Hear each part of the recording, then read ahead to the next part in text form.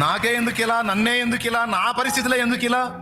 అందరి జీవితాలు బాగానే ఉన్నాయి, అందరి లైఫ్లు బాగానే ఉన్నాయి, అందరి కుటుంబాలు బాగానే ఉన్నాయి, అందరికి అన్నీ దక్కినాయి, నాకెందుకు మాకెందుకు ఇవి దక్కలేదు, మేమెందుకు ఇలా ఉండాల్సి వచ్చింది అని నువ్వు ప్రశ్నిస్తే నీకు సమాధానం. దేవుడు అబ్రహామును కోరుకున్నట్టు, దేవుడు ఎస్తేరును కోరుకున్నట్టు, యోసేపును కోరుకున్నట్టు, పౌలును కోరుకున్నట్టు కొన్ని పాత్రలను స్పెషల్గా కోరుకుంటాడు దేవుడు. అందుకే వాళ్ళకి కొన్ని ప్రత్యేకమైన అనుభవాల్లో నుంచి తీసుకెళ్తాడు వాళ్ళని. నాకే ఎందుకు కాదు, ఇన్ని నాకే ఇచ్చావంటే ఈ ధన్యత నాకే ఇచ్చినందుకు నీకు స్తోత్రం ప్రభువా అనుకో. నాకున్న బాధలు ఎవరికీ లేవని నువ్వు అనుకునే పని అయితే నీకున్న ధన్యత కూడా ఎవరికి లేదని దేవుని స్తుతించు. ఎందుకంటే ఆయన స్పెషల్గా నీ మీద వర్క్ చేస్తున్నాడు. ఇప్పుడు నీకు అర్థం కాదు, ప్రస్తుతం సమస్యను ఫేస్ చేసేటప్పుడు నీకు అర్థం కాదు, ఫైనల్లో నీకు క్లారిటీ వస్తుంది ప్రతి విషయంలో. ఆమేన్ తమ్ముడు, ఫైనల్లో చాలా స్పష్టత వస్తుంది నీకు. ప్రస్తుతానికి దీన మనస్కుడవై, దీన మనస్కురాలివై ఆ బలీయమైన చేతి కింద, ఆ నీతి సూర్యుని చేతి కింద దీన మనస్కుడవై, దీన మనస్కురాలివై నిన్ను నువ్వు తగ్గించుకొని అప్పచెప్పుకో. అని ఒక శ్రేష్టమైన పాత్రవైన నిన్ను ఒక శ్రేష్టమైన పాత్రగా మార్చుకొని నిన్ను వాడుకోవాలనుకుని దేవుడు సంకల్పించిన ఆ సంకల్పాన్ని నెరవేర్చుకోవడానికి దేవుడు చాలా రిస్క్ చేస్తాడు. అవసరమైతే కొన్ని రిస్కుల్లో గుండా నిన్ను నడిపిస్తాడు. ఆ రిస్కుల్లో గుండా నువ్వు నడిచేటప్పుడు అక్కడ నువ్వు ఎఫెక్ట్ కాకుండా నీ విషయమై చాలా కేర్ఫుల్గా దేవుడు ఉంటాడు. దీన్ని మీకు అర్థమయ్యేటట్టు చెప్పడానికి ఒక మాట చెప్తాను. అబ్రహామును ఒక దగ్గర దర్శించాడు దేవుడు. అబ్రహాము దేవుణ్ణి వెతికితే దేవుడు దర్శించాడా, లేకపోతే వెతకకపోయినా దర్శించాడా? అబ్రహాము దేవుణ్ణి వెతికితే దేవుడు దొరికితే అది అబ్రహాం గొప్ప అయింది. కానీ కాదు, దేవుడే నన్ను వెతకిన వారికి నేను దొరికి తిని అన్నట్లుగా ఆయనే అబ్రహామును వెతికాడు, అబ్రహామును దర్శించాడు, అబ్రహాముకు ప్రత్యక్షపరుచుకున్నాడు, అబ్రహాముకు ఒక దర్శనాన్ని ఇచ్చాడు. దానికి అబ్రహాము లోబడి కొంచెం కదిలాడు, కానీ మళ్ళీ ఆగిపోయాడు. మళ్ళా దర్శించాడు, కదిలించి తీసుకెళ్ళాడు. కనానుకు పోయి ఆడుండవా అంటే ఐగుప్తుకు పోయాడు. మళ్ళా ఐగుప్తులో పట్టుకొని మళ్ళా బయటికి తీసుకొచ్చాడు. అక్కడ ఎదురైన బాధలు తప్పించి మళ్ళీ అక్కడి నుంచి తీసుకొచ్చి కనాను. ఇలా అడుగడుగున అబ్రహాము తండ్రి తండ్రి తండ్రి అన్నందుకు తండ్రిని వైనం చేయడానికి దేవుడు రిస్క్ చేయాల్సి వచ్చింది. లోతు లోతు లోతు మావాడు మా అబ్బాయి అన్నందుకు ఆ లోతును వదిలించడానికి మళ్ళీ రిస్క్ చేయాల్సి వచ్చింది. ఇలా ఒక పేషెంట్కి ఆపరేషన్ చేసినట్టు, ఒక రోగికి వైద్యం చేసినట్టు అబ్రహాముని తాను అనుకున్న ప్లేస్లోకి తీసుకొచ్చి స్థిరపరచడానికి పట్టుదల ఎవరిది? దేవుడిదా, అబ్రహాముదా? మరి చప్పట్లు కొట్టాలి కదా ఇక్కడ.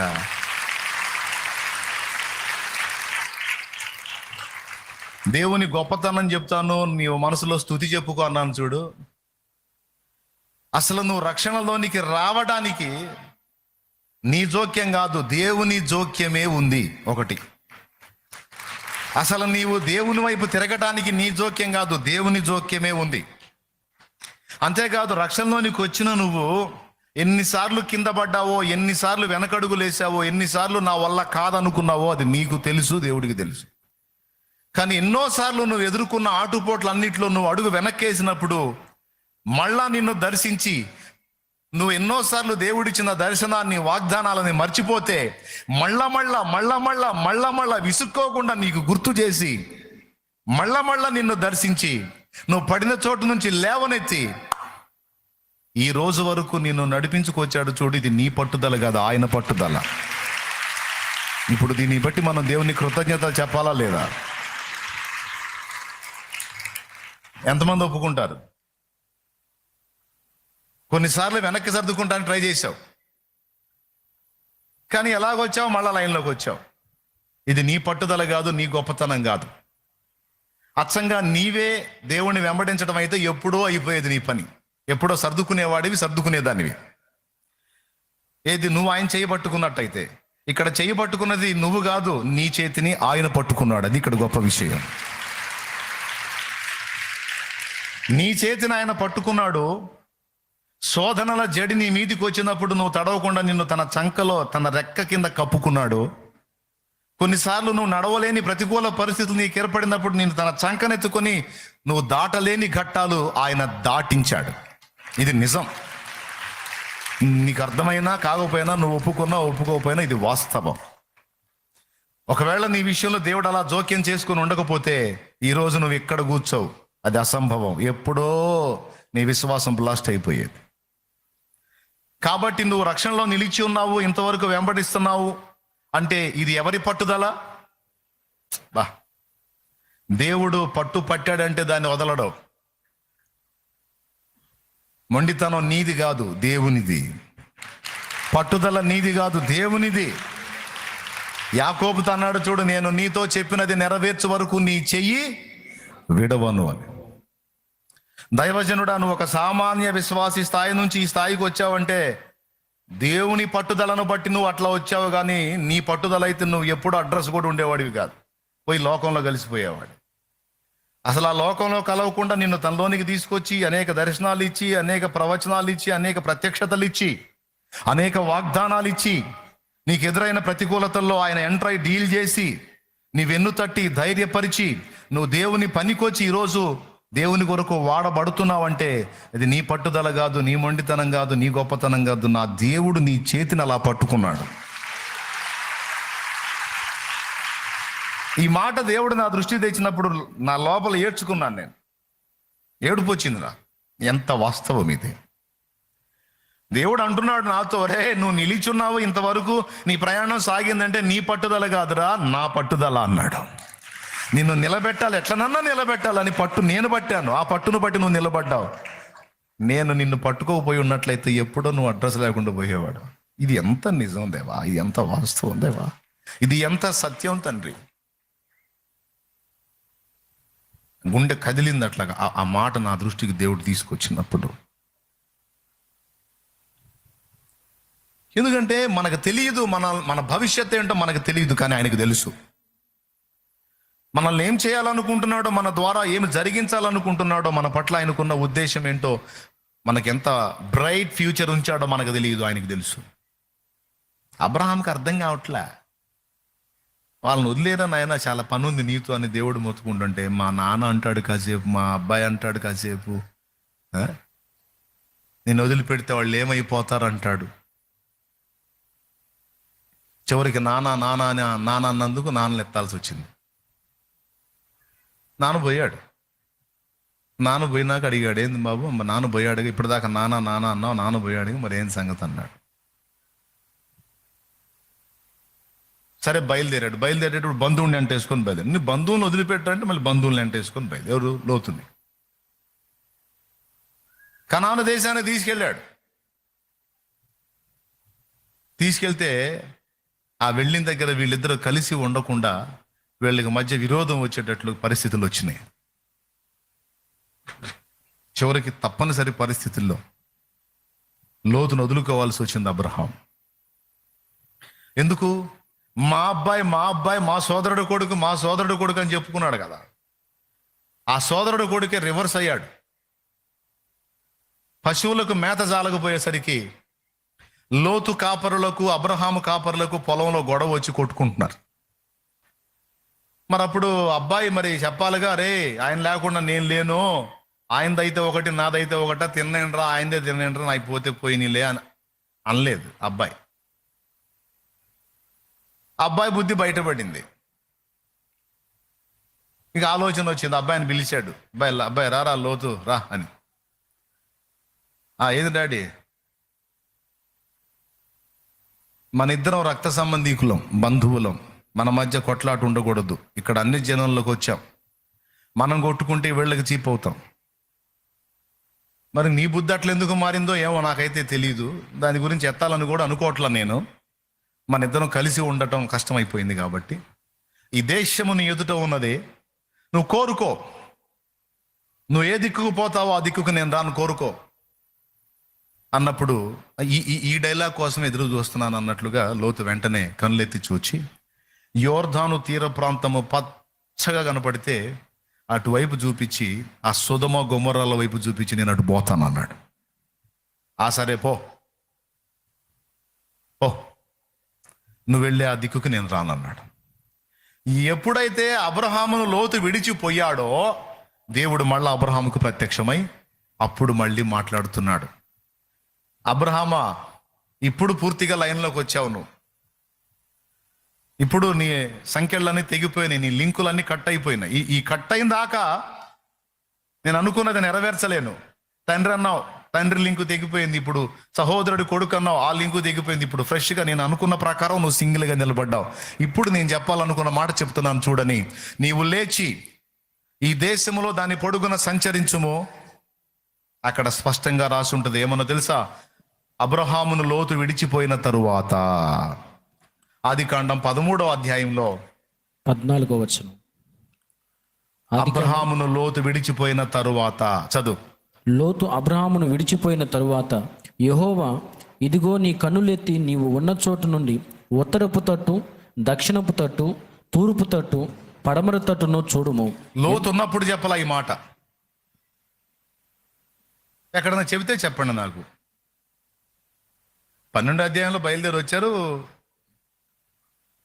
కనానుకు వచ్చారు. కొంచెం కరువు వచ్చింది, ఐగుప్తుకు పోయారు. ఆ తర్వాత మళ్ళా కనానుకు వచ్చారు. అంతే జరిగింది.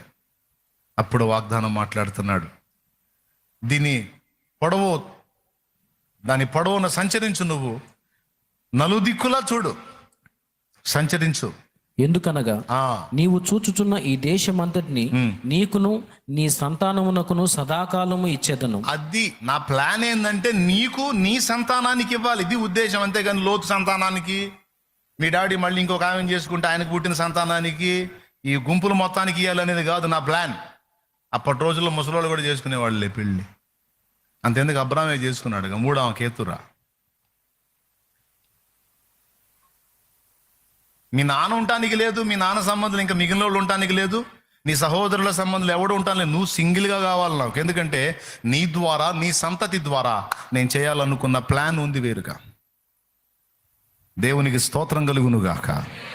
చెప్పు గట్టిగా హల్లెలూయా. అది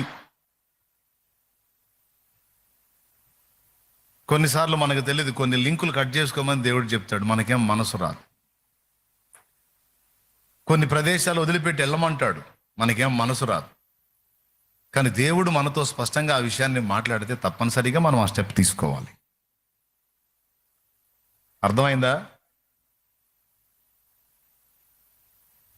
లోతు విడిచిపోయిన తరువాత దేవుడు తన వాగ్దానాన్ని అబ్రహాముకు బయలుపరిచాడు. తర్వాత దాన్ని మొత్తాన్ని ఎలా నెరవేర్చాడో మనకందరికీ తెలిసిన సంగతే. ఇప్పుడు ఇజ్రాయెల్ దేశంలో జరుగుతుంది కూడా అదే.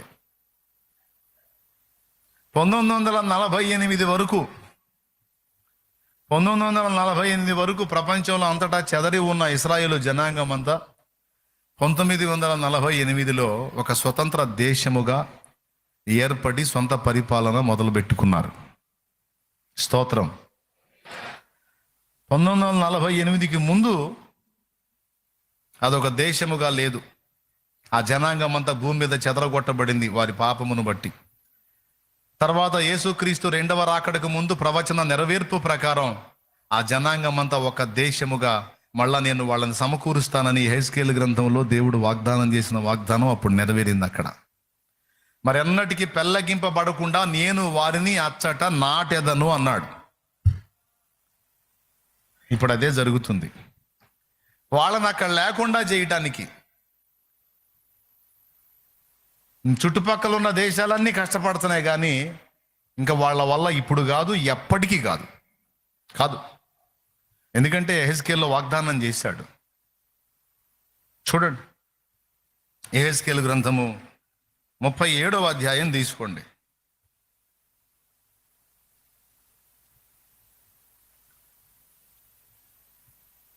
యెహెజ్కేలు గ్రంథము 37వ అధ్యాయం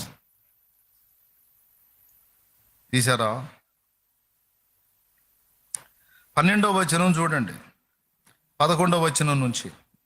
అప్పుడు ఆయన నాతో ఇట్లనెను, నరపుత్రుడా, ఈ ఎముకలు ఇశ్రాయేలునందరినీ సూచించుచున్నవి. వారు మన ఎముకలు ఎండిపోయెను, మన ఆశ విఫలమాయెను, మనము నాశనమైపోతామని అనుకొనుచున్నారు. కాబట్టి ప్రవచనమెత్తి వారితో ఇట్లనుము, ప్రభువుకు యెహోవా సెలవిచ్చున్నదేమనగా, నా ప్రజలారా, మీరున్న సమాధులను నేను తెరచెదను. ఈ వాగ్దానం మనకి ఇందులో రాయించి పెట్టాడు యెహెజ్కేలు 37లో. ఈరోజు ఇక్కడ ఉన్న మీ విషయంలో కూడా మనం ఎండిపోయాం, మన ఎముకలు ఎండిపోయినాయి, మనం చెదరగొట్టబడ్డాం, మనం నాశనం అయ్యాం, అయ్యో మేము ఇలా అయిపోయామని అనుకొనుచున్న వారలారా, నాడు ఇశ్రాయేలుకి ఇచ్చిన వాగ్దానం నేడు దేవుడు నీకు కూడా ఇస్తున్నాడు. చదువు. నా ప్రజలారా, నా ప్రజలారా, మీరున్న సమాధులను నేను తెరచెదను, సమాధుల్లో నుండి మిమ్మను బయటికి రప్పించి ఇశ్రాయేలు దేశంలోనికి తోడుకొని వచ్చేదను. నా ప్రజలారా, నేను సమాధులను తెరచి సమాధుల్లోనున్న మిమ్మను బయటికి రప్పించగా నేను యెహోవానై ఉన్నానని మీరు తెలుసుకొందురు. దేవునికి స్తోత్రం కలుగును గాక. మీరు బ్రతుకున్నట్లు నా ఆత్మను మీలో ఉంచి మీ దేశంలో మిమ్మను నివసింపజేసేదను. అదిగో మీ దేశములో మిమ్మల్ని నివసింపజేస్తాను. యెహోవానగు నేను మాట ఇచ్చి దాన్ని నెరవేర్తునని మీరు తెలుసుకొందురు. దేవునికి స్తోత్రం కలుగును గాక. చూసారా, మీ దేశంలోనికి నేను మిమ్మల్ని రప్పిస్తాను, మీ దేశంలోనే మిమ్మల్ని నాటేస్తాను. ఆ వాగ్దానము ఎప్పుడు నెరవేరిందో తెలుసా? 1948లో నెరవేరింది.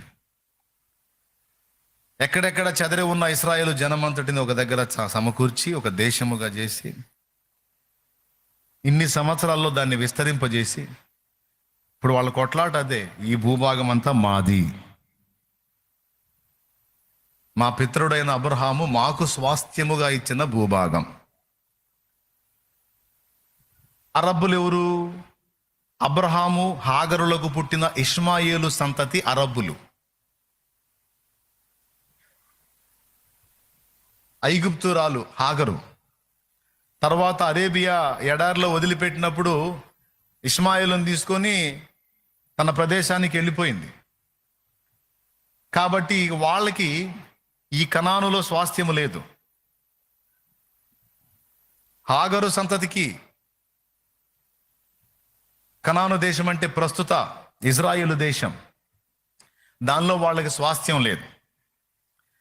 మూడవ భార్య అయిన కేతురా సంతతికి కూడా ఇందులో స్వాస్థ్యము లేదు. వాళ్ళకి బహుమానాలు ఇచ్చి తూర్పు దేశానికి పంపించినట్టుంది. కేతురా కూడా సంతానం పుట్టారు. శారా చనిపోయిన తరువాత అబ్రహాము కేతురా అనే స్త్రీని చేసుకొని ఆమెకు సంతానాన్ని కన్నాడు. ఆమెకు కూడా పిల్లలు పుట్టారు. ఆదికాండం మీరు చూస్తే ఫస్ట్ హాగరుకు పుట్టిన వాడి పేరేందండి? ఇష్మాయేలు. ఇష్మాయేలుని అతని తల్లిని ఎక్కడ వదిలిపెట్టమన్నాడు? అరణ్యంలో, ఎడారిలో వదిలిపెట్టమన్నాడు. వాళ్ళని ఆయనే ప్రొటెక్ట్ చేశాడు, దేవుడే చేసి. హాగరు కూడా వాగ్దానం ఇచ్చాడు, అబ్రహాము కూడా వాగ్దానం ఇచ్చాడు. ఇష్మాయేలు గురించి నువ్వేం బాధపడొద్దు, అతనిలోంచి కూడా 12 రాజులు వస్తారు. ఆ రాజులు వాళ్ళు రాజ్యాలు పరిపాలిస్తారు. 10 నుంచి 12 మంది రాజులను వాళ్ళు కూడా వాగ్దానం చేశాడు. వాళ్ళతో సపరేట్ ప్రదేశం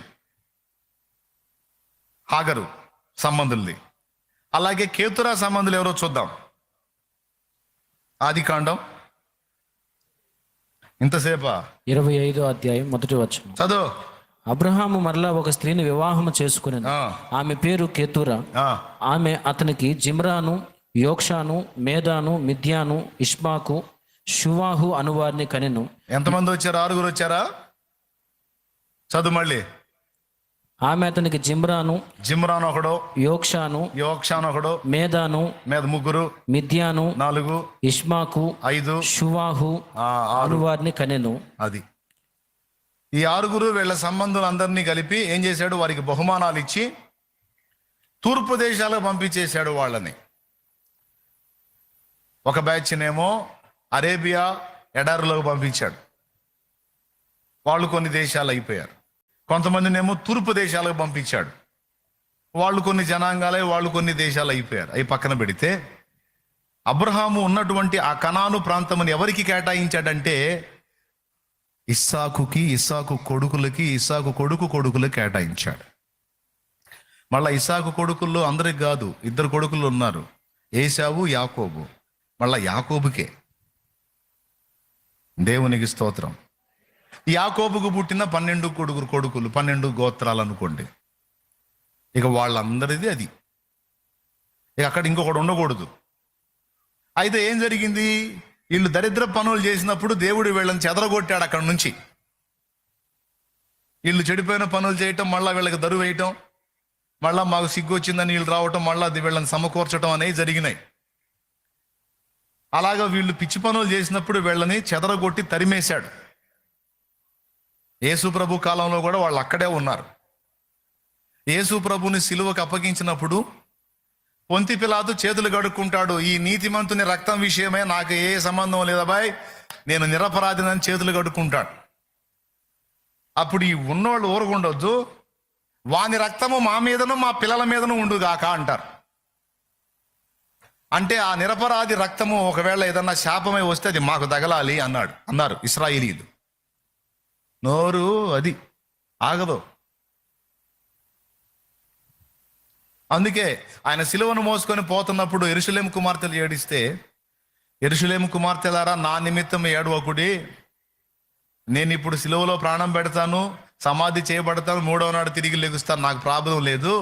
ఆ దరిద్రులు నా రక్తాన్ని మీ మీదకి మీ పిల్లల మీదకి వచ్చేటట్టు కోరుకున్నారు, మీ నిమిత్తము మీ పిల్లల నిమిత్తం ఏడుగుడి అన్నాడు. ఇది జరిగిన తర్వాత క్రీస్తు శకం 70లో యెరూషలేము దండ్ల చేత చుట్టబడి ఆ మొదటి శతాబ్దంలోనే దారుణాతి దారుణంగా చెదరగొట్టబడింది. అక్కడి నుంచి చెదరిపోయారు. ఇక ఇప్పుడు మన గుంటూరు దగ్గర చేబ్రోల్లో కూడా కొంతమంది యూదులు ఉన్నారు. ఎఫ్రాయిం గోత్రీకుల వాళ్ళే కదా, ఎఫ్రాయిం గోత్రీకులే కదా. కొంతమంది ఇక్కడ ఉన్నారు. ఇప్పుడు ఇక నేను కలిసి వచ్చాను, ఒక 2 times కలిసినట్టున్నాను వాళ్ళని నేను. వాళ్ళు పాత నిబంధన ఆచారం ప్రకారం సమాజ మందిరం ఉంటుంది వాళ్ళకి, ఒక రబ్బీ ఉంటాడు, బోధకుడు. పాత నిబంధన ధర్మశాస్త్రాన్ని చదువుకుంటారు. అంత ఇశ్రాయేలు క్రమంలోనే వాళ్ళు వ్యవహరిస్తూ ఉంటారు. వాళ్ళు ఎక్కడున్నా దాని బానీరు. అది వాళ్ళ గొప్పతనం. దేవునికి స్తోత్రం, హల్లెలూయా. ఈ విధంగా చేబ్రోల్ దగ్గర ఉన్నది అది సమాజ మందిరం. ఆ బ్రదర్ని అడిగినప్పుడు మేము కూడా తప్పకుండా వెళ్ళాలి, మేము ఇజ్రాయెల్కే చేరతాం, మేము ఇక్కడ ఉండం ఎక్కువ కాలం, వెళ్ళిపోతాం అనే మాట ఆయన మాట్లాడుతూ ఉన్నాడు. దాదాపు ఈ దేశవ్యాప్తంగా చూసుకుంటే దాదాపు 100 కుటుంబాలు ఉన్నాయంట. రాష్ట్ర వ్యాప్తంగా చూసుకుంటే ఒక 100 మంది వరకు మేము ఉన్నాము.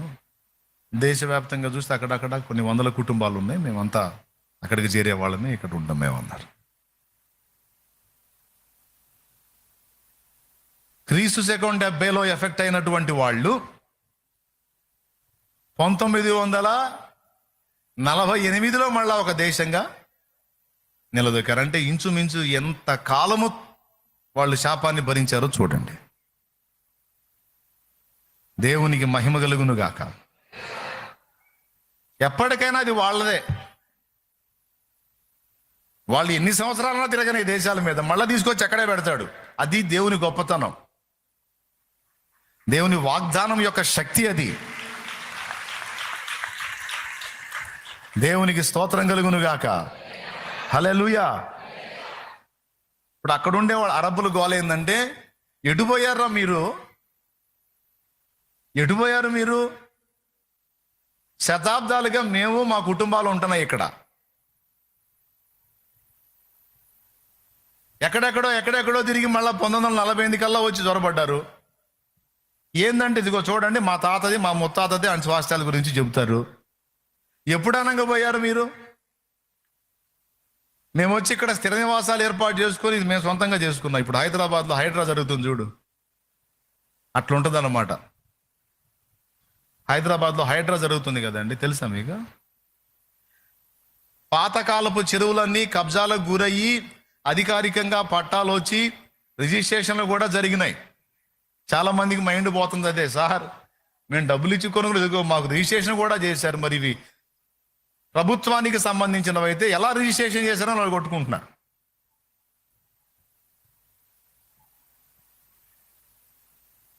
అంటే గవర్నమెంట్ తలుచుకుంటే రిజిస్ట్రేషన్ ల్యాండ్స్ని కూడా స్వాధీనం చేసుకుంటుంది అన్నమాట. మీకు ఎవరు చేశారో ఎందుకు చేశారో వాళ్ళని మీరు ఎలా నమ్మి మోసపోయారో మా సంబంధం లేదు, ఇవన్నీ మా చెరువులు లేవండని మొత్తం బిల్డింగులు కోల్దోస్తున్నారు. అట్లాగే ఇశ్రాయేల్ జనాంగం మళ్ళీ ఆడికి చేరి అప్పటికి శతాబ్దాల నుంచి ఉంటున్నటువంటి అరబ్బుల్ని తరుముతున్నారు. ఇప్పుడు అది జరుగుతుంది. గాజా పట్టి చాలా వరకు ఖాళీ చేపించారు. మీరు కావాలంటే చూడండి, మ్యాప్ చూసుకోండి. 1948లో ఇజ్రాయెల్ దేశంగా ఏర్పడ్డప్పుడు ఆ ప్రదేశంలో 3 భాగాలు అరబ్బులే, ఒక భాగం వీళ్ళు. ఇప్పుడు చూడండి, మొత్తం 90% వీళ్ళే ఉన్నారు, ఒక 10% మాత్రం వాళ్ళు ఉన్నారు. వాళ్ళని కూడా తనుకొడుతున్నారు ఇప్పుడు. అదేంటంటే మా తాతది, మా ముత్తాతది, ఇది మాది. ఈ మాటకి అమెరికా కూడా సపోర్ట్. ఎందుకంటే బైబిల్లో రాసుంది, తరతరాలుగా ఈ గ్రంథం రన్నింగ్లోనే ఉంది కాబట్టి ఇది వాళ్ళదే, దీనికి చారిత్రక ఆధారాలు ఉన్నాయి కాబట్టి మేము వాళ్ళకి సపోర్ట్ చేస్తామని ఇజ్రాయెల్ పక్షంగా నిలబడింది. అదిగో స్టార్టింగ్లో ఇజ్రాయెల్ అని చూడండి, పాలస్తీన్ ఫస్ట్ది గ్రీన్ కలర్, తర్వాత ఇజ్రాయెల్ వచ్చింది, ఎంటర్ అయింది. అప్పుడు ఎంత భాగం ఉంది? సగం సగం ఉంది. ఎప్పటికి? 1947కి. 1967కి వచ్చేటప్పటికి చాలా భాగం ఖాళీ చేసింది. ప్రజెంట్ చూడండి, ఇజ్రాయెల్ మొత్తం ఆక్యుపై చేసింది. వైట్ అంతా ఇజ్రాయెల్ అనమాట. ఈ 4 బాక్సులో కనపడుతున్న తెలుపు అంతా ఇజ్రాయెల్, ఆ మధ్య మధ్య చుక్కల్లాగా కనపడుతున్న గ్రీన్ అరబ్బులు. ఇప్పుడు ఆ కాస్త కూడా వైనం చేశారు, దేవునికి స్తోత్రం. ఇంకా కాస్త కూర్చుంటే దాన్ని కూడా వైనం చేస్తారు. వాళ్ళు మాతో వదిలిపెట్టే ప్రసక్తి లేదు. ఎందుకంటే మొత్తం మా తాత ఎవరు అబ్రహాముకి ఇచ్చినటువంటి వాగ్దాన భూమి అది.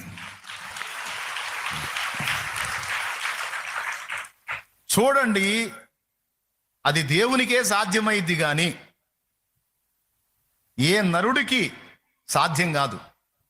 1900 సంవత్సరాల క్రితం చెదరిపోయినటువంటి జనాంగాల్ని మళ్ళా తీసుకొచ్చి అదే ప్రదేశంలో పెట్టి వాళ్ళని మళ్ళా నాటటం, స్థిరపరచడం అంటే మనుషులకు సాధ్యమైద్దా? అందుకే ఆయనను గూర్చి సత్యదేవుడని సాక్ష్యం ఇచ్చేది. ఆయన వాగ్దానం అంత పటిష్టంగా ఉంటుంది.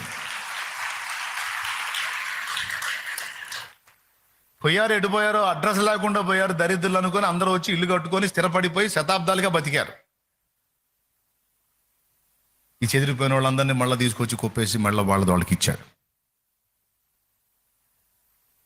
ఆయన వాగ్దానం చేస్తే భక్తుల భక్తిని బట్టి వాళ్ళని దీవించి వాగ్దానం చేస్తే ఆ వాగ్దానం మీద అంత ఖచ్చితంగా నిలబడతాడు దేవుడు. ఆయన గొప్పతనం అది. ఇప్పుడు నేను మీకు ఈ విషయంలో ఏం నేర్పదలుచుకున్నాను, పరిశుద్ధాత్మ ప్రేరణలో మీకు ఏం చెప్పాలనుకున్నానంటే, ఒక సాధారణమైనటువంటి పాత్రని మనం సంపాదించుకోవడానికి ఎక్కువ వెల చెల్లించాల్సిన అవసరం లేదు. కానీ ఒక బంగారు పాత్రను పొందాలంటే లక్షల వెల చెల్లించాలి. అలాగే దేవుడు మన విషయంలో కూడా చాలా రిస్క్ చేశాడు. ఇప్పటికే ఎన్ని రకాలుగా, ఎన్నిసార్లు మనల్ని ఎన్ని విధాలుగా సేవ్ చేశాడో, బలపరిచాడో, ప్రోత్సహించాడో మనకు తెలుసు. మనం ఒకవేళ మర్చిపోయిందా రేపు అక్కడ గుర్తు చేస్తాడు. ఇన్నిసార్లు నువ్వు దారులు తప్పితే, ఇన్నిసార్లు నేను వెన్నంటి నీ పట్టుదలను బట్టిగా, నువ్వు ఎప్పుడో పట్టుదల వదిలేసావు, కానీ నేను పట్టుబట్టి నిన్ను లైన్లోకి తీసుకొచ్చాను నేను అని దేవుడు నీతో మాట్లాడతాడు. ఇక్కడ పాయింట్ నెంబర్ 1, దేవుడు మన కోసం సిద్ధపరిచినది మన ఫ్యూచర్ ఏంటి అనేది మనకు తెలియదు. కొద్దో గొప్ప చెప్తాడు వాగ్దానం ద్వారాను, దర్శనం ద్వారా దేవుడు తన వాగ్దానాలను మనతో మాట్లాడతాడు. కానీ ఆశ్చర్యం ఏంటో తెలుసా? మనకు 2 లక్షణాలు ఉన్నాయి. మనకు వాగ్దానం మర్చిపోతాం, దర్శనం కూడా మర్చిపోతాం. వాగ్దానం మర్చిపోతాం, దర్శనం కూడా అబద్ధాలు ఆడకుండా చెప్పండి. పోయిన సంవత్సరం ఏదో వాగ్దానం తీసుకుని ఉంటారుగా, మీ వాగ్దానం ఏంటి చెప్పండి.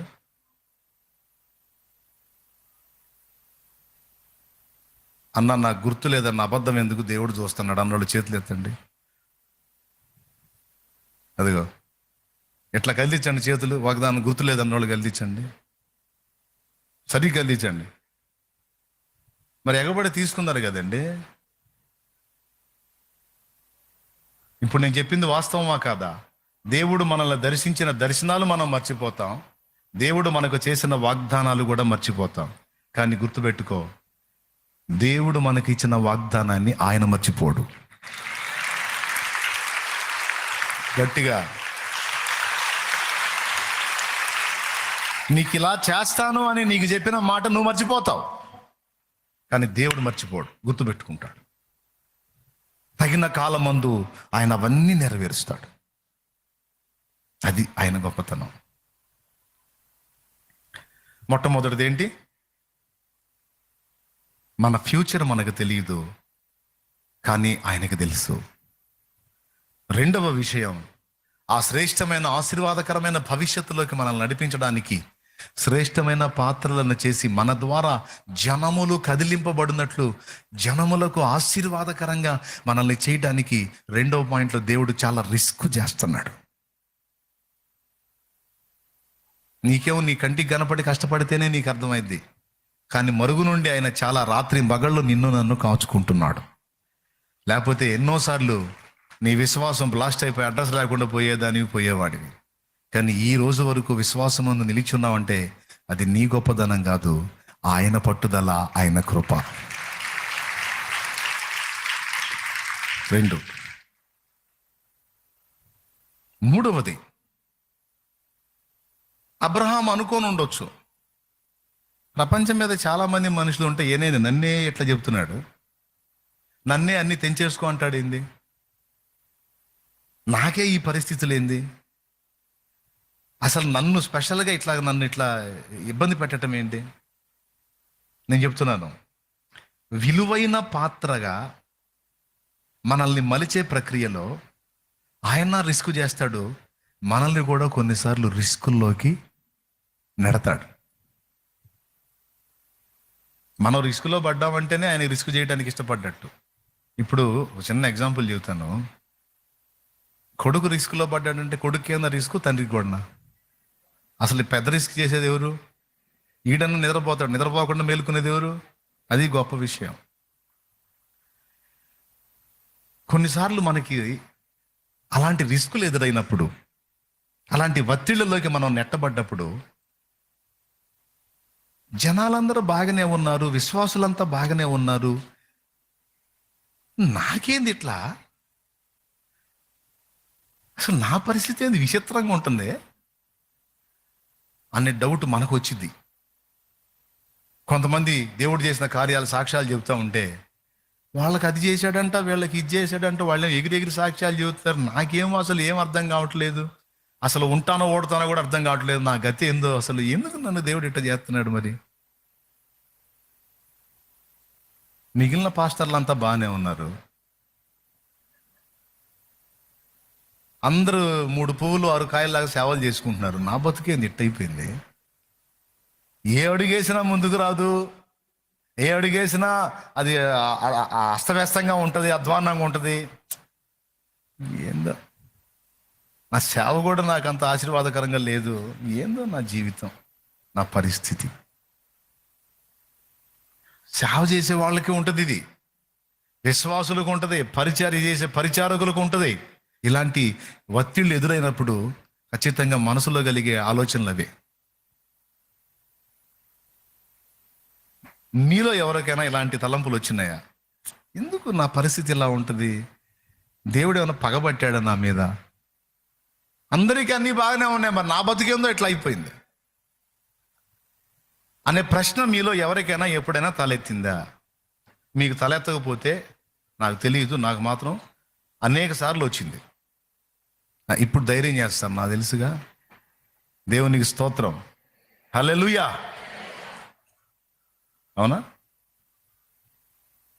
కొన్నిసార్లు మన స్వజనులో నుండి మనల్ని వేరు చేస్తాడు, మనకిష్టమైన వారి నుండి మనం విడిపోయేటట్టు పరిస్థితులు ఎదురవుతాయి. మనకిష్టమైన కొన్ని కోల్పోయే పరిస్థితులు మనకు వస్తాయి. అబ్రహాముకి వాళ్ళ నాన్నంటే చాలా ఇష్టం, కానీ వాళ్ళ నాన్నను కోల్పోయాడు. సహోదరుడి కొడుకు లోతు అంటే చాలా ఇష్టం, నీకు తెలుసు ఆ సంగతి. ఆఖరికి లోతుని బందీగా తీసుకొని పోతున్నారంటే నలుగురు రాజుల్ని తరిమి వాళ్ళంతన్నీ ఆ సొమ్ము తీసుకొచ్చి లోతు ఫ్యామిలీని మొత్తం తీసుకొచ్చి మళ్ళీ సెటిల్ చేశాడు అబ్రాహాము. ఆఖరికి దేవుడు వచ్చి అగ్నితో నాశనం చేయడానికి నేను వచ్చానన్నప్పుడు లోతు కోసం వేడుకుంటాడు. చాలా ఇష్టం లోతు అంటే, కానీ తెంచుకొని వెళ్ళిపోయాడు. కొన్నిసార్లు మనకి ఇష్టమైన వాళ్ళని మనం కోల్పోయే పరిస్థితి వచ్చింది. కోపం వచ్చింది దేవుని మీద. ఎందుకు చేసావా ఇట్ట? ఏం పాపం చేశాననే? నేనేం నీ తప్పి బతికానా? నేనేమన్నా అట్లా ఇట్లా ఉన్నానా? నేను క్రమంగా లేనా? నేను భక్తిగా లేనా? ఆత్మీయంగా లేనా? నీకు ప్రార్థన చేయట్లేదా? నీ ఎందుకు విశ్వాసం ఉంచలేదా? ఎందుకు చేసావు ఇట్లా? నాకెంతో ఇష్టమైన వారు నాకు ఎందుకు దూరం చేశావు అని నిలదీసిన ఘట్టాలు మన జీవితంలో మనకు ఎదురై ఉండొచ్చు. మనం దేవుని వైపు చూచి ఏడ్చుకొని ఉండొచ్చు. అలాగే మనం ఎంతో ప్రేమించే వాళ్ళు మనల్ని ముఖం మీదనే తృణీకరించి మనల్ని విడిచి వెళ్ళిపోయి ఉండొచ్చు. నానా మాటలని మన దగ్గర మేలు పొందిన వాళ్ళు, ఉపకారం పొందిన వాళ్ళు మన ముఖం మీదనే మనల్ని తృణీకరించి వెళ్ళిపోయిన అనుభవాలు కూడా మనలో కొంతమందికి ఎదురై ఉండొచ్చు. వాళ్ళకి నేనేమన్యాయం చేశాను దేవా?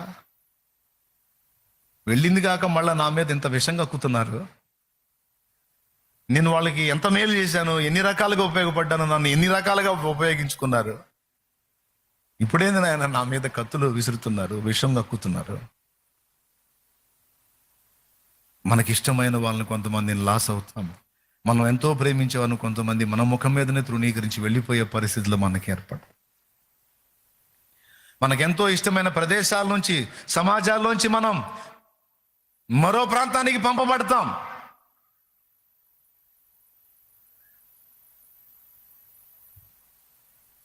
ఎవరికైనా బాధే. ఇప్పుడు ఈ ఉన్నూరు వదిలిపెట్టి ఇంకొక ఊరు పోవాలంటే బాధ కాదా?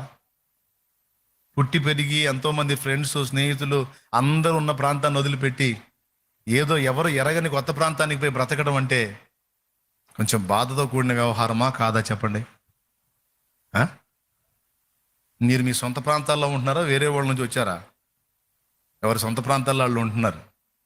ఒక ఊరు వదిలేసి, సొంత ప్రాంతాన్ని, సొంత జనుల్ని, సొంత ప్రదేశాన్ని వదిలేసి వెళ్ళి తాను ఎరగని కొత్త మనుషుల మధ్యలో బతకాలంటే ఎంత యాతనో. కానీ కొంతమందికి అలాంటి పరిస్థితులు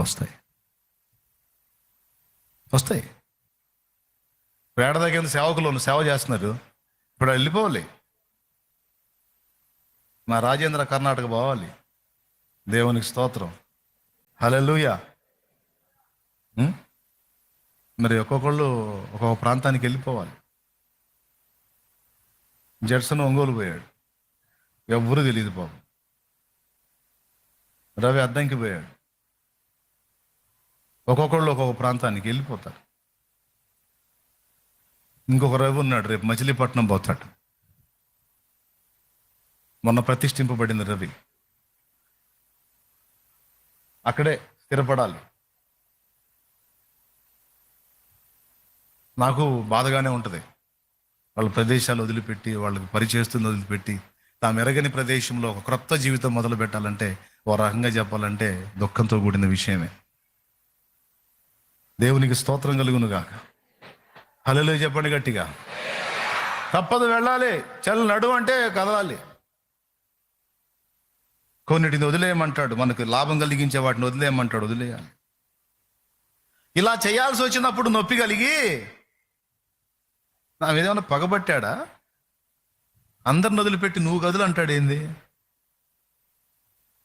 ఇప్పుడు మావాడు అనుకోవచ్చు, రాజేంద్ర అనుకోవచ్చు, అందరినేమో దగ్గర 100 కిలోమీటర్ల లోపల ఉంచి నన్ను తీసుకుని 400 కిలోమీటర్ల అవతల వేసాడు. ఇప్పుడు రావాలన్నా కూడా అవకాశం లేదు. అది 400 కాదా, ఇది 800 కిలోమీటర్లు వచ్చింది. 600 కిలోమీటర్ల అవతల, 600 కిలోమీటర్ల అవతల పోవాలి. ఇప్పుడు ఆ సేవకుడు ఇక్కడే పెరిగినోడు, ఇక్కడే పుట్టింది, ఇక్కడేగా చిలకలూరుపేట వాస్తవ్యుడు. ఇప్పుడు కర్ణాటక నగరగరే పోవాలి అక్కడ సేవ చేయటానికి సిద్ధపడ్డాడు. దేవునికి స్తోత్రం కలుగునుగా. కానీ ఒక్కటి గుర్తుపెట్టుకో, దేవుడు విడు అన్నాడంటే దాని వెనక ఆంతర్యం ఉంటుంది. నీ ముఖం మీదనే కొంతమంది నిన్ను లోతులాగా వదిలేసి వెళ్ళిపోయారంటే దాని వెనక నీకే లాభం ఉంటుంది. నీవు లేచి నేను నీకు చూపించే ప్రదేశానికి వెళ్ళు అన్నాడంటే నీకే లాభం ఉంటుంది. అక్కడ జనమునకు నీ అవసరత ఉంది, అక్కడ వ్యక్తులకు నీ అవసరత ఉంది, అంతే. భవిష్యత్తులో నీవు ఒక జనమునకు ఆధారముగా వాడబడే పాత్రగా ఉండే అవకాశం ఉంది.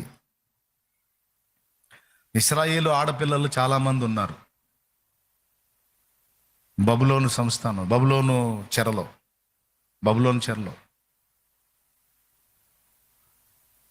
కానీ రాణి పోటీకి మాత్రం మొర్దెకాయ పెంచిన ఎస్తేరు పోవాల్సి వచ్చింది. ఒకవేళ ఓకే అయిందనుకో, ఇక ఆమె వీళ్ళ దగ్గరకు వచ్చేది లేదు, ఇక అక్కడే ఉండిపోవాలి. ఎస్తేరు అసలు ఎస్తేర్ లైఫ్ని ఎలా డిజైన్ చేశాడో చూడండి. ప్లాన్ మొత్తం ఆయన పసితనంలోనే తల్లిదండ్రి ఇద్దరిని తీసుకున్నాడు. ఎస్తేర్కి తల్లిదండ్రి ఇద్దరిని కోల్పోయింది ఆమె. అంటే మాతృవియోగం, పితృవియోగం, తల్లిదండ్రి ఇద్దరిని కోల్పోయినటువంటి ఆడపిల్ల. తన గోడు చెప్పుకునే దానికి ఎవరు లేరు. అన్న వరస అవుతాడు మొర్దెకాయ్. ఆయన తెచ్చి కూతుర్లా పెంచుకున్నాడు ఎస్తేర్ని.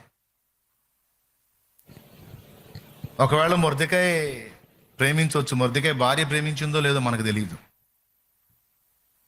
చెప్పలేం.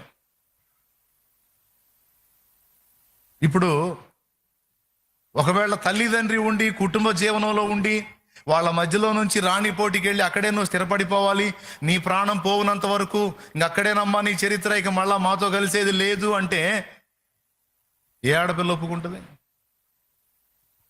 ఇప్పుడు అత్తగారింటికి పోయినా తన జనములో ఉండటానికి ఇష్టపడిద్ది. ఇశ్రాయేల్ ఆడపిల్ల అయినా ఇశ్రాయేల్లోనే, ఈ ఊరు నుంచి ఇంకొక ఊరికి ఇశ్రాయేల్లోనే ఉంటుంది. కానీ ఇక్కడ ఏంది, అసలు డైరెక్ట్గా తీసివేయబడి అన్యుల మధ్యలోకి వెళ్ళిపోవాలి. ఇప్పుడు అహస్వేరోష్ ఎవరు? అన్యుడు. అతని సంస్థానం అంతా ఎవరు? అన్యులు. అతని అంతఃపురంలో ఉండేది ఎవరు? అన్యులు. వాళ్ళు ఎవరు ఇశ్రాయేలీలు కాదు. మరి ఇప్పుడు ఈ అమ్మాయి పోయి ఎక్కడ ఉండాల్సి వస్తుంది? అన్యుల మధ్యలో. తన సొంత ప్రాంతం వదిలేసి, స్వదేశం వదిలేసి అన్యుల మధ్యలోకి వెళ్ళిపోతుంది. కానీ ఎస్తేరు తొణకలేదు. ఎందుకు తెలుసా? దేవుడు ముందుగానే ఎస్తేరుకి ఒంటరి లైఫ్ను అలవాటు చేశాడు, నేర్పాడు. తల్లిదండ్రుల రెక్కల నీళ్ళలో కాదు, ఒంటరిగా బతకటం, ఒంటరిగా తన్ను తాను నిలదొక్కుకోవటం, దేవుని వైపు చూసి బ్రతకటం అనేది చిన్ననాటి నుంచి అలవాటు చేశాడు. ఎందుకో తెలుసు? ఒకవేళ తల్లిదండ్రులు ఉన్నారనుకో, ప్రతిదీ వాళ్ళ మీద డిపెండ్ అయ్యేది. వాళ్ళిద్దరిని దూరం చేసి తనది కాని కుటుంబంలోనికి తనను చేర్చి ఇతరుల దయాదాక్షిణ్యాల మీద బ్రతికేటట్టు ఆ అనుభవాన్ని, ఆ ట్రైనింగ్ని ఎస్తేరుకి దేవుడు బాల్యం నుంచి నేర్పుకుంటూ వచ్చాడు. ఎన్నిసార్లు ఏడ్చుకుందో. ఇప్పుడు కొంతమంది తల్లి లేని పిల్లలు ఉంటారండి. తండ్రి ఉంటాడు, తల్లి ఉండదు. తండ్రి రెండో పెళ్లి చేసుకుంటాడు. ఆ రెండో పెళ్లి చేసుకున్నప్పుడు రెండో భార్యగా వచ్చినామా, ఈ మొదటి భార్య సంతానాన్ని ఏడిపించే వాళ్ళు ఎక్కువ మంది ఉంటారు. ప్రేమ చూపేవాళ్ళు కొంతమంది ఉంటే, టార్చర్ చేసేవాళ్ళు ఎక్కువ మంది ఉంటారు. నాన్నకు ప్రేమే, కానీ రెండో అమ్మకు ప్రేమ ఉంటుందా? అదే తనకు పుట్టిన సంతతి అయితే గోరుముద్దలు అడిగడిగి తినిపించింది. అదే ముందు భార్య సంతతి అనుకో, తింటే తిను, లేతే సావు అక్కడ బడి. నేనేం బతిలాను నిన్ను, ఎక్కడెక్కడ గుంపంతా బడి నా ప్రాణానికి అనే మాటలు మాట్లాడే వాళ్ళు కూడా నేను విన్నాను.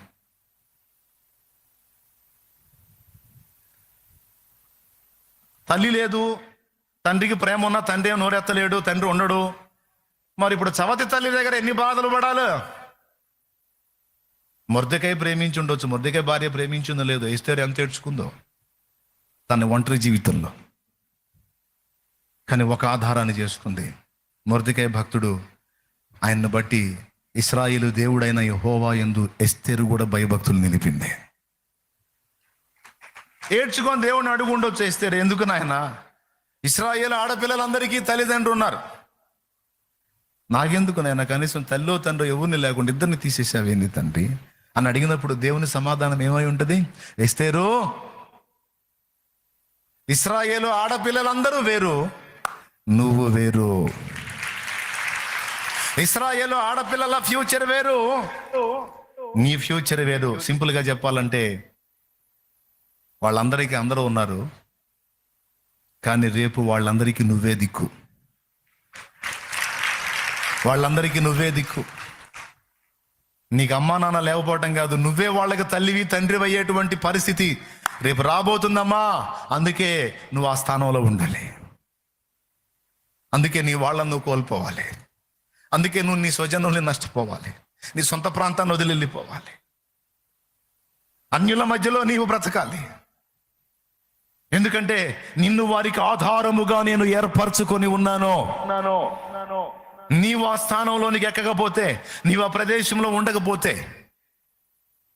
వీళ్ళందరి భవిష్యత్తు శూన్యమైపోయింది. చస్తారు మొత్తం. హమాను కుట్రలో చస్తారు మొత్తం. వాళ్ళందరూ చావకుండా ఉండాలంటే కొంచెం వేదనైనా సరే నువ్వు ఈ అనుభవాల్లో గుండా, ఈ కఠినమైన వేదనల్లో గుండా వచ్చి నువ్వు ఆ సింహాసనం ఎక్కాలి. దేవునికి స్తోత్రం కలుగును గాక. నాకే ఎందుకు ఇట్లా, నా జీవితమే ఎందుకు ఇలా అయిపోయింది, నా బ్రతుకు ఎందుకు ఇంత అంధకారం అయిపోయింది, నా జీవితం ఎందుకు ఇలా నాశనం అయింది, నా బ్రతుకు ఎందుకు ఇట్లా అయింది, అట్లా అనుకునే వారలారా, మీరు దేవుని సంబంధులైతే ఈ మాట మీకే. కొన్ని కఠినమైన పరిస్థితులను నీ జీవితంలోకి అనుమతించి అనేక జనములకు నీవు ఆశీర్వాద కారణమగునట్లు దేవుడు ప్రణాళిక రచించాడు. ఆ మాధుర్యమైన అనుభవాలు నీవు స్వతంత్రించుకున్నట్లు ముందు నువ్వు కొన్ని చేదైన అనుభవాల గుండా ప్రయాణం చేయాలి, తప్పదు.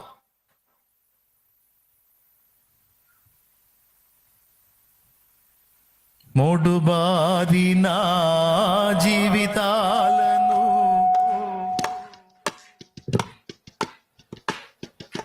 ఎందుకు వచ్చిందిరా సౌండ్?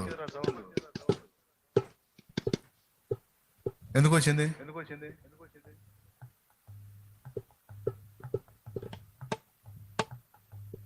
అక్కడ ఎవరు మైక్ ఆన్ చేశారు?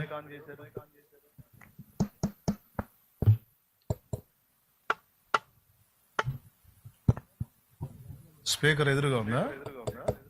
నువ్వు పెత్తనానికి పోయావా?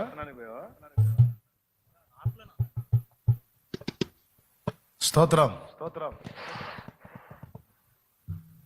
మూడు బారిన జీవితాలను చిగురింపజేసి మారా అనుభవాన్ని మధురంగా మార్చగలవాడు. చేదైన అనుభవాల్లో కూడా నడిచింది పిచ్చి తల్లి.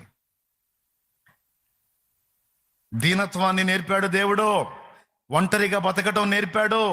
ఎవ్వరూ ఆదరించేవాళ్ళు లేకపోయినా తన గోడు దేవునికే చెప్పుకొని దేవుని బట్టి బతికేటట్లు ఎస్తేరుని బాల్యం నుంచి చెక్కుకుంటూ వచ్చాడు. ఎందుకో తెలుసా? రాబోతున్న దేవుని ప్రజల పెద్ద ప్రమాదాన్ని ఈ ఆడపిల్లే అడ్డుకోవాలి.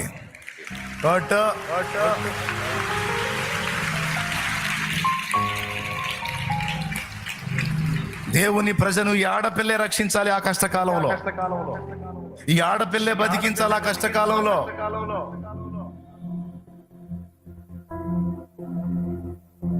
అందుకోసం ఎన్ని నేర్పుకొచ్చాడు చూడు పాపం ఎస్తేరుకి. కానీ ఏం తెలుసా ఆమెకి? మీరు చెప్పండి, ఎస్తేరుకు తెలుసా నేను రాణి అవుతాను, మా వాళ్ళందరినీ నేను కాపాడుతాను హామాను కుట్ర నుంచి అని ఎస్తేరుకు తెలుసా? మరి తన కష్టాల ప్రయాణం అంతటిని చూసుకుంటున్నప్పుడు తను ఏమనుకొని ఉండొచ్చు? ఎంత ఏడ్చుకొని ఉండొచ్చు? నాకెందుకు ఇలాంటి పరిస్థితి అనుమతించామని ఎంత మూలిగి ఉండొచ్చు, ఎంత కుమిలిపోయి ఉండొచ్చు, ఎంత అంగలార్చి ఉండొచ్చు.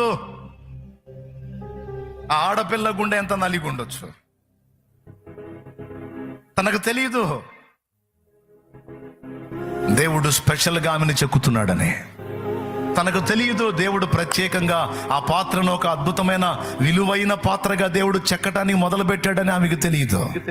ఆ గాయాలను బట్టి బాధపడి ఉండొచ్చు.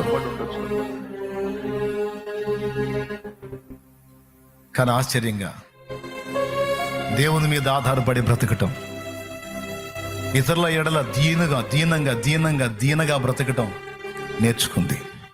ఇదే దీనత్వం అక్కడ రాణి సెలక్షన్లో ఉపయోగపడింది. అహస్వేరోషు ముందుకు వెళ్ళేటువంటి ఆడపిల్లలు రాణి హోదాకి ఎవరు సెట్ అవుతారో నేను ఎంపిక చేసుకుంటా, నేను ఏ ఆడపిల్లని చూపిస్తానో ఆమె నా రాణి. అంటే ఈ రాణి ఎంపికకి చాలా మంది రాజకుమార్తెలు వెళ్ళారు. అహశ్వేరోషు రాజు అంటే పెద్ద విషయం, అది 127 సంస్థానాల మీద రాజు, ఒక చక్రవర్తి స్థాయి వ్యక్తి అతను.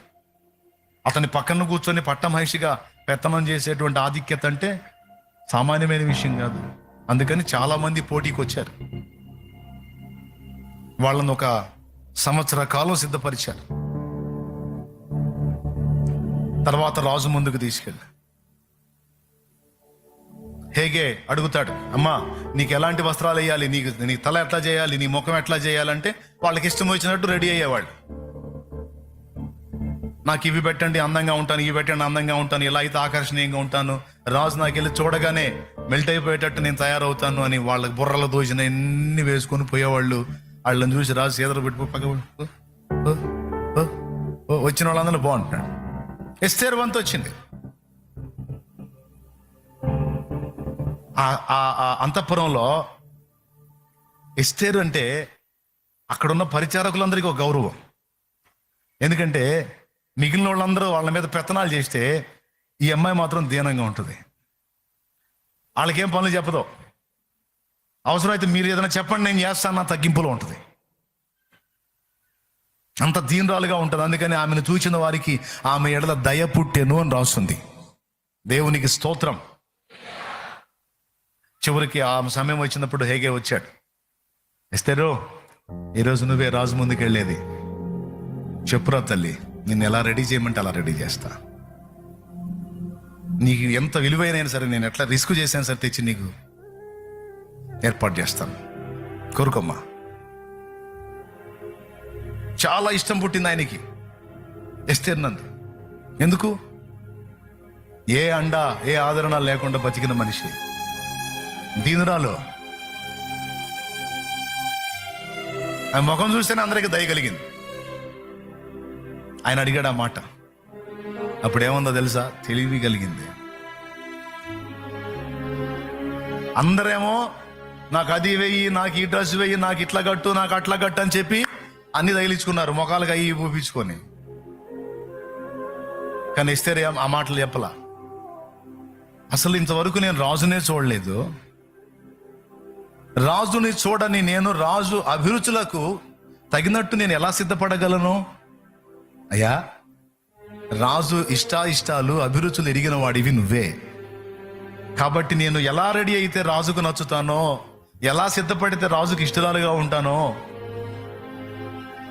నీకు తప్ప నాకు తెలుసా.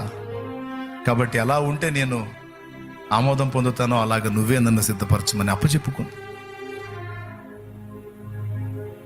నాకు తెలిసి ఈ మాట అన్నప్పుడే హేగేకి బలి పెళ్ళిగుంటుంది. ఇంతమందిని సిద్ధపరిచి పంపించాను కానీ ఒక్కతి కూడా ఈ మాటల్లా. కానీ నువ్వు అన్నావు, శభాష్, నువ్వు నీ సొంత తెలివి మీద, సొంత జ్ఞానం మీద, సొంత శక్తి మీద, సొంత ఐడియాలజీ మీద ఆధారపడకుండా పరిశుద్ధాత్మకు ఎప్పుడైతే నిన్ను నువ్వు నన్ను నేను అప్పగించుకుంటామో ఆయన చెక్కుతాడు మనల్ని సరైన రీతిలో. ప్రభు అయిన యేసుకు నచ్చే విధంగా ఆయన మనల్ని సిద్ధపరుస్తాడు.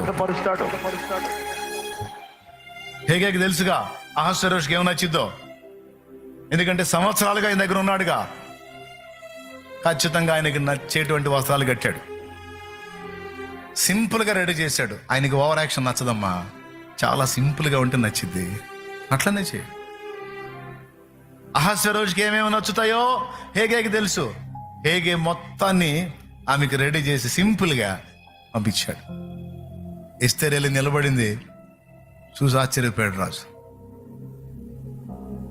ఈమె నన్ను చూడటమే ఇప్పుడు, కానీ నా యొద్దకు రాక మునిపే నా ఇష్టాలు తెలుసుకొని నా అభిరుచులను పసిగట్టి వాటికి అనుగుణ్యంగా తను తాను సిద్ధపరచుకొని వచ్చింది. ఇది కదా భార్య మనస్సు ఎరుగుట అంటే, భార్య భర్త మనస్సు ఎరుగుట అంటే ఇది కదా. నాకు భార్య కాక మునిపే నా మనసును తెలుసుకున్న ఈమె కదా నాకు భార్య కాదగినది, రైట్ అని ఇంకా మొత్తం అందరినీ క్యాన్సిల్. ఇదిగో నా భార్య నాకు దొరికినది, ఎస్తేరే నా భార్య. హదస్సా అయిపోయి ఒక దెబ్బతో రాణి అయిపోయింది. అహంకారులను ఎదిరించి దీనులకు కృప చూపే దేవుడు నా దేవుడు. దేవునికి మహిమ కలుగును గాక. హల్లెలూయా. కృప చూపే దేవుడు. తర్వాత రాణి అయిన తరువాత హామాను కుట్రని ఎంత బాగా విచ్ఛిన్నం చేసి రాజు ఆజ్ఞ బయలుదేరిన తర్వాత రద్దు కాదు, అలాంటి స్థితిలో కూడా ఆ ఆజ్ఞను తిరగరాసి నాశనం చేయాలనుకున్న శత్రువుల వినాశనాన్ని జరిగించి తన ప్రజలను కాపాడుకున్నది ఎస్తేరు. ఇంత పెద్ద పని ఆమెకుందన్న సంగతి, ఇంత పెద్ద ప్రణాళిక తన ఎడల ఉందన్న సంగతి మొర్దెకైకి తెలుసా? ఎస్తేరుకు తెలుసా? పోనీ ఇశ్రాయేలు సర్వ సమాజంలో ఎవరికైనా తెలుసా? ఒక్కడికి తెలుసు. నాకే ఎందుకు ఇలా, నన్నే ఎందుకు ఇలా, నా పరిస్థితులే ఎందుకు ఇలా? అందరి జీవితాలు బాగానే ఉన్నాయి, అందరి లైఫ్లు బాగానే ఉన్నాయి, అందరి కుటుంబాలు బాగానే ఉన్నాయి, అందరికి అన్నీ దక్కినాయి, మాకెందుకు ఇవి దక్కలేదు, మేమెందుకు ఇలా ఉండాల్సి వచ్చింది అని నువ్వు ప్రశ్నిస్తే నీకు సమాధానం, దేవుడు అబ్రహామును కోరుకున్నట్టు, దేవుడు ఎస్తేరును కోరుకున్నట్టు, యోసేపును కోరుకున్నట్టు, పౌలును కోరుకున్నట్టు కొన్ని పాత్రలను స్పెషల్గా కోరుకుంటాడు దేవుడు. అందుకే వాళ్ళకి కొన్ని ప్రత్యేకమైన అనుభవాల్లో నుంచి తీసుకెళ్తాడు వాళ్ళని. నాకే ఎందుకు కాదు, ఇన్ని నాకే ఇచ్చావంటే ఈ ధన్యత నాకే ఇచ్చినందుకు నీకు స్తోత్రం ప్రభువా అనుకో. నాకున్న బాధలు ఎవరికీ లేవని నువ్వు అనుకునే పని అయితే నీకున్న ధన్యత కూడా ఎవరికి లేదని దేవుణ్ణి స్తుతించు. ఎందుకంటే ఆయన స్పెషల్గా నీ మీద వర్క్ చేస్తున్నాడు. ఇప్పుడు నీకు అర్థం కాదు, ప్రస్తుతం సమస్యను ఫేస్ చేసేటప్పుడు నీకు అర్థం కాదు, ఫైనల్లో నీకు క్లారిటీ వస్తుంది ప్రతి విషయంలో. ఆమేన్ తమ్ముడు, ఫైనల్లో చాలా స్పష్టత వస్తుంది నీకు. ప్రస్తుతానికి దీన మనస్కుడివై, దీన మనస్కురాలివై ఆ బలీయమైన చేతి కింద, ఆ నీతి సూర్యుని చేతి కింద దీన మనస్కుడివై, దీన మనస్కురాలివై నిన్ను నువ్వు తగ్గించుకొని అప్పచెప్పుకో. తర్వాత చూద్దువు కానీ. వెళ్ళమన్నప్పుడు వెళ్ళు, ఉండమన్నప్పుడు ఉండు. నిన్ను ముందుకు నడిపించినా దానికి ఒక ప్రణాళిక ఉంది, నిన్ను ఉన్న చోట నిలబెట్టినా ఒక ప్రణాళిక ఉంది. సమస్తమును నెరవేర్చగల దేవుని వైపు నీ దృష్టి నిలుపు. పట్టుదల నీది కాదు, గుర్తు రాసుకో ఈ మాట. పట్టుదల నీది కాదు, నిన్ను ఒక అద్భుతమైనటువంటి ఆణిముత్యంగా తీర్చిదిద్దాలన్న పని, పట్టుదల దేవుడు పట్టాడు. ఆయన అన్నది నెరవేర్చిందాక వదలడు. ఆమేన్ చెప్పు, ఆమేన్ చెప్పు, ఆమేన్. పట్టుదల మన అయితే అయిపోయింది ఎప్పుడు, కానీ పట్టుదల మనే కాదు, ఆయన పట్టాడు పట్టు.